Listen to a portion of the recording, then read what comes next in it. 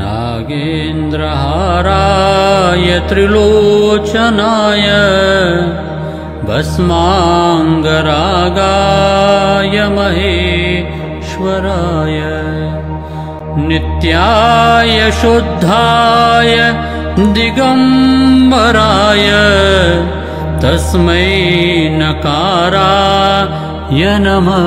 शिवाय मन्दाकिनी सलिलचन्दनचर्चिताय नन्दीश्वर प्रमथनाथ महेश्वराय मंदार पुष्प बहुपुष्प सुपूजिताय तस्मै मकाराय नमः शिवाय शिवाय गौरी वदनाब्जवृन्द सूर्याय दक्षाध्वरनाशकाय श्रीनीलकण्ठाय वृषध्वजाय तस्मै शिकाराय नमः शिवाय वसिष्ठकुम्भोद्भवगौतमार्य मुनीन्द्रदेवार्चितशेखराय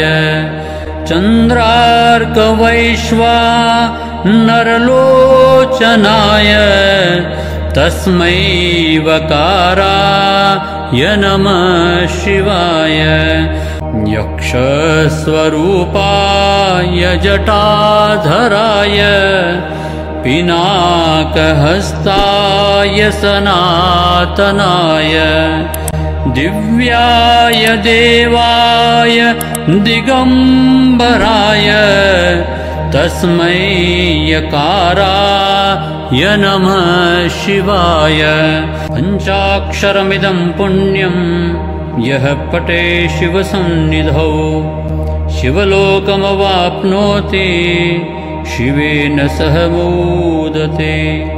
इति श्री मच्छङ्कराचार्य विरचितं शिवपञ्चाक्षरस्तोत्रं सम्पूर्णम्।